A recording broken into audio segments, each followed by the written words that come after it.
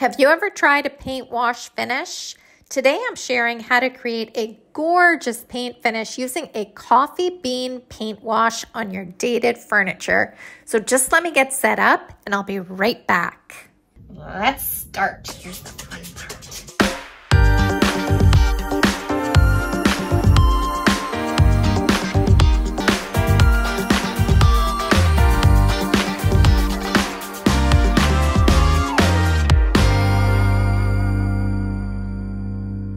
Here's the 4-drawer dresser I started with. My dad thrifted this dresser years ago. I'm guessing it's anywhere between 1940 and 1960 dresser. It weighs a ton. It is solid built. It does have a veneer on it with a lot of texture. And I've worked on these types of veneered pieces before, and it's really fun to highlight this texture. I started by removing all the old hardware. I think my dad replaced this hardware years ago, and if I'm honest, I'm really not fond of it. I don't like the looks of it, so off it came. I also removed some paper that was being used as a drawer liner.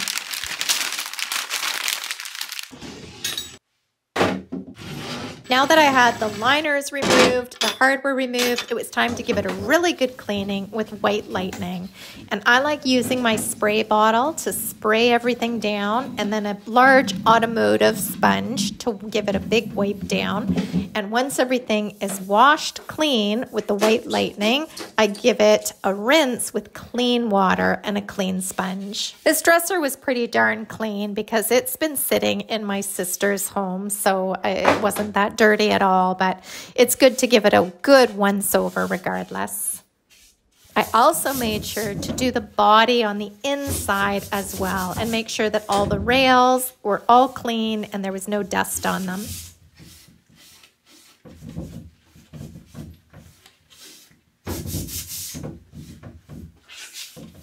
Once the dresser had dried, I busted out my Bondo to fill the hardware holes. I opened up this can of Bondo filler for automotive parts.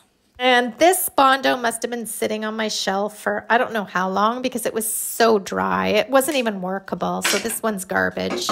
I pulled out another can of Bondo, and this is my all-purpose putty Bondo, and this was perfect. As you can see, it was mixing really nicely, and I went ahead, gave it a really good mixing, and then I added the hardener to it, mixed it all up, and it was ready to fill the holes. Now, it must have been, I don't know why the Bondo was giving me a hard time this day, but the hardener actually had a hole in the bottom of it. So I was squeezing it out the bottom rather than uncapping it and squeezing it out of the top. It was just one of those days. I noticed that there were 2 holes on some of these dressers. So there must have been some previous hardware that was installed, and my dad just actually drilled new holes for the new hardware, and the new hardware was large enough to cover up the holes, so I guess he did not fill them. But that's okay. Bondo fills them all, and it'll be a nice, smooth, durable, hard finish.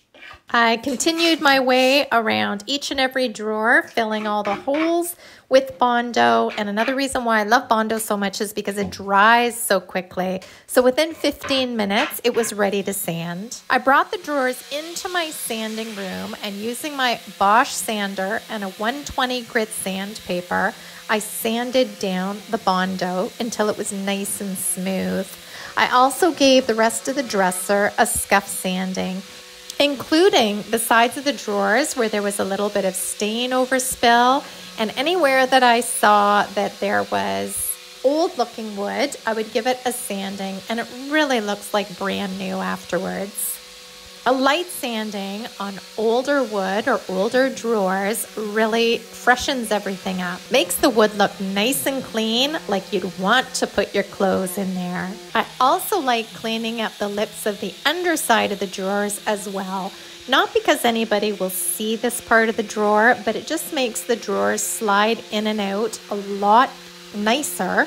And also if and when you're selling your furniture and somebody comes to buy it and say removes the drawers to transport it back to their home, it's really nice if everything is pristine and clean. Here's what the 4 drawers look like, all sanded down.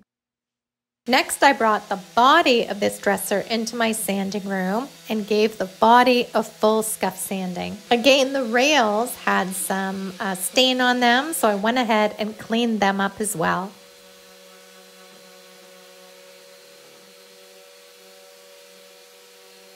This is a veneer on top of a wood base, so I just made sure that when I was sanding, it was just a scuff sand.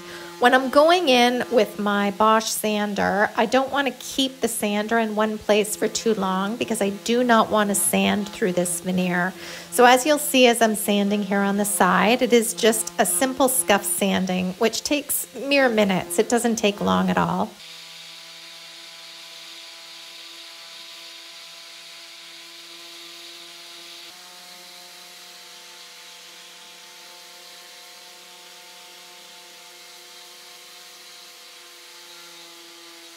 Now for the fun part. I busted out some WoodUBend and started playing around with different designs. Smaller designs can be joined together to create larger looking designs. So these wood moldings bend with heat and they are so versatile. They can be stained, painted, sanded, cut, and joined together. And I love creating with what I have on hand because I actually have bits and pieces from other portions that I've used on other projects. And the best part is if you don't like what you've done, they can be removed and reused. I'll leave a link in the description down below to the WoodUBend so you can see what type of designs they actually offer. And you'll be amazed. There is so many beautiful designs to choose from. Once I decided on a design that I really liked for the front of these drawers, I added some wood glue to a piece of cardboard, and I took out my heat gun and started heating up the WoodUBend designs. Once the WoodUBend is heated up and warmed up, it's flexible. So that's when I add the wood glue to the back side and then I place it on my piece where I want it. As I mentioned, these are very, very pliable, so I can mold it exactly to the corner of the dresser. Once I have it placed exactly where I want it, I heat it up again and make sure I'm pressing down so it adheres nicely. Once I had the first corner design in place, I went ahead and repeated the process on the rest of my designs.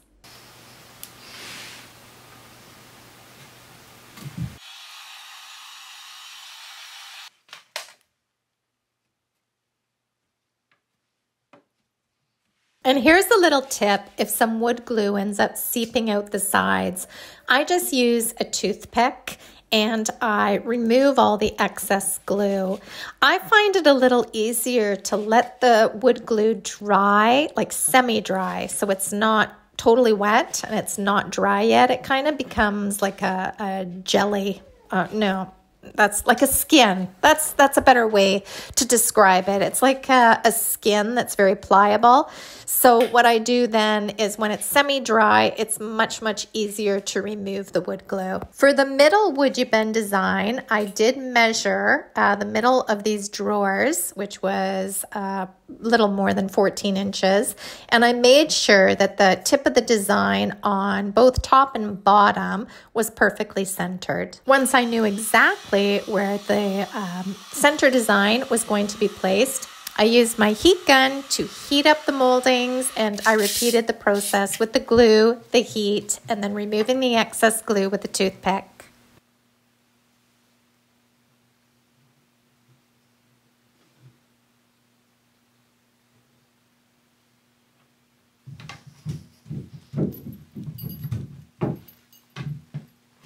I let the WoodUBend dry and then I replaced the drawers back into the dresser to see what this design looked like. I like it. It's time for some paint. You guys may have seen the blog post where I have a brand new paint room. It's just been newly refinished, so I'm trying to keep it as clean as possible. So I laid down a drop cloth and moved the dresser on top.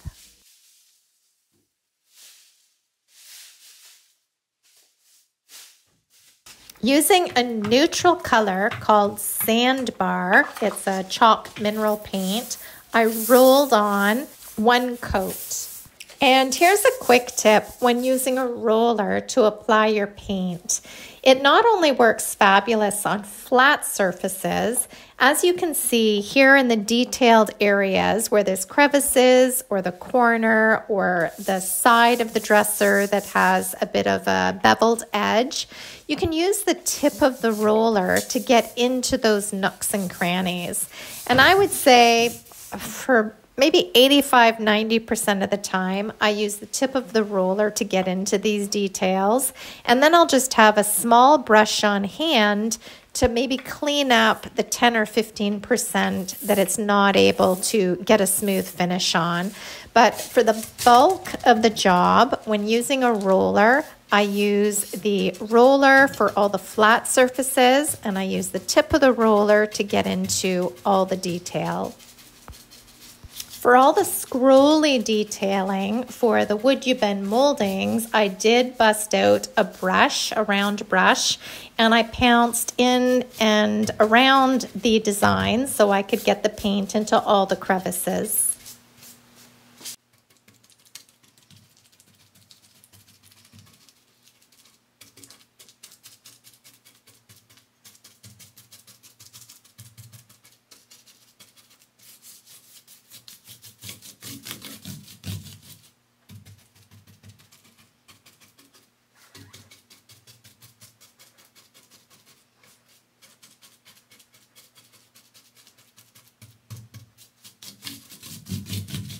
And here's what she looked like painted in the sandbar. I do want to point out there was slight bleed through on this dresser, but I wasn't bothered by that at all because I knew a darker wash was going to go on top and you would not see it regardless. So that's why this dresser was not primed prior. For the paint wash, I mixed a 50-50 mix of 50% coffee bean chalk mineral paint and 50% water. Working in sections, I applied the coffee bean wash onto the sandbar painted dresser. So the sandbar was 100% dry already, and now I'm applying the wet wash on top of it. I work in sections when I'm using a wash because you don't want the wash to get dry before you start manipulating it. After I brushed on the wash, I took my spray water bottle, my continuous spray mister, and I gave it a good spray so it's even more moist and I can manipulate it even more. Then I took my shop cloth and started wiping off all the excess paint.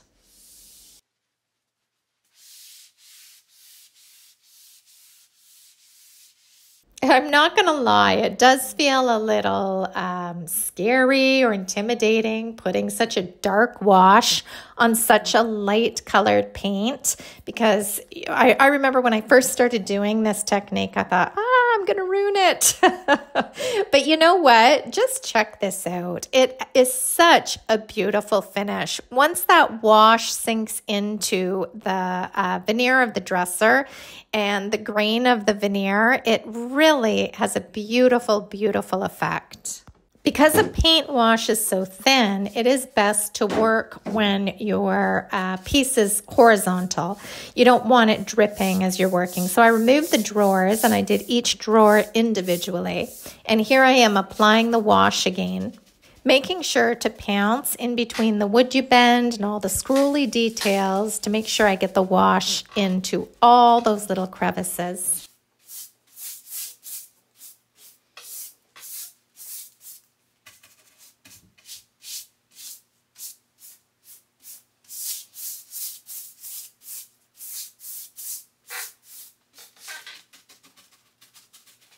Once the wash was completely all over the drawer, I took out my continuous water mister.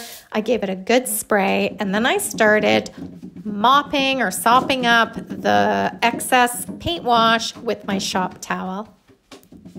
Here I am just dabbing at it, and this is a totally different look. You could certainly leave it this way if you like this look. It's certainly very textured. I decided I wanted a smoother sort of wash on this piece, so I would dab at it and bring up the excess paint, and then I took my shop towel and ran it across the drawer just to smooth everything out. I went ahead and repeated the process on the other 3 drawers. You can also manipulate how dark or light you want your wash to appear by actually changing the paint color you turn into a wash and or increasing or decreasing the amount of water you use for your paint wash. So the paint wash is very versatile. You can get a ton of different looks. The paint can be manipulated in numerous ways depending on how you remove the paint wash, and it really does give you a lot of different looks. And it's much cheaper than stain because you can just use whatever paint you have on hand. I found that some of my paint wash was pooling up in the crevices and the detailing of the WoodUBend, so I did take a little extra time with my shop towel and I dabbed at the detailing on the WoodUBend just so the paint didn't look all pooled up in one area.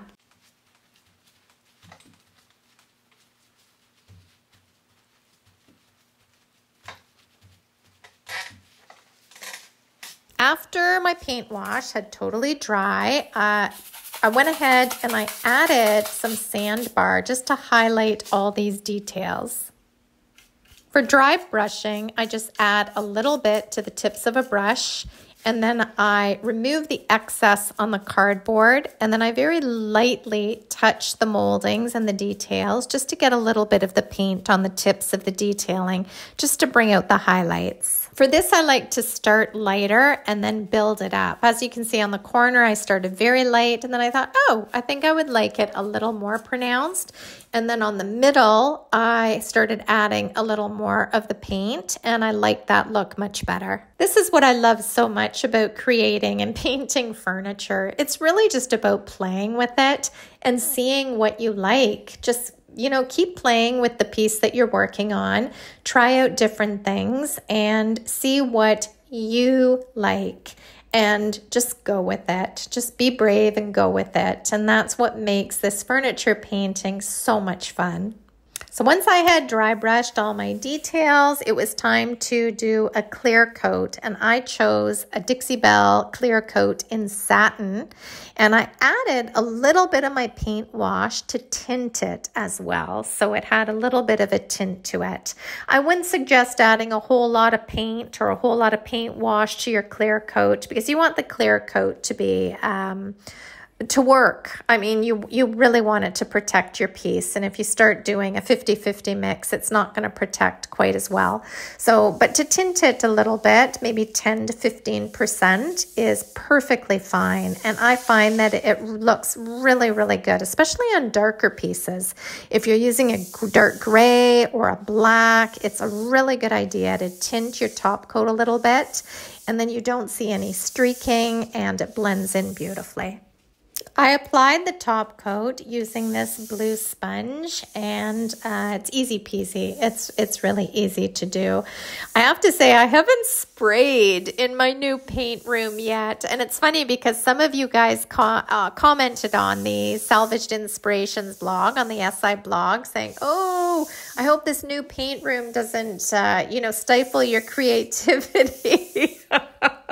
It's not that it's stifling my creativity, but I have to say, yes, I don't want to muck it up. I haven't tried spraying yet. I usually spray my top coats, but you know what? It's good to do different things. So you know what? I will, on this time, I will top coat with the sponge, and maybe next time it'll be the spray. And I have to admit, top coating with the sponge, I forgot how fun it is. When I top coated the WoodUBend, there was a little bit that pooled into all those crevices and details. So I just took an artist brush and I made sure that that was all smoothed out. I had some hardware on hand that I had purchased from Hobby Lobby probably a couple of years back now, and I thought it would be a really nice match. So I measured that up and I installed the new hardware handles. And now for the reveal. Just as a reminder, here's the before. And here's the after. And I have to say, I love the new look. Like I mentioned at the beginning of the video, this was my dad's dresser. I don't know if he'd really like the new look, but you know what? He would be so darn happy that I painted this piece and that I got creative with it. He was always very, very encouraging of my business and encouraging me to paint furniture and be creative with things as he was. So I'm really pleased I worked on this dresser and I love the way it turned out. And I can't wait to hear what you think. So please leave a comment down below. Thank you so much for joining me today. You can also find me over at salvagedinspirations.com, where I have over 500 furniture painting tutorials teaching you how to make your furniture beautiful. And until next time, I hope you have a fabulous week. Bye, guys.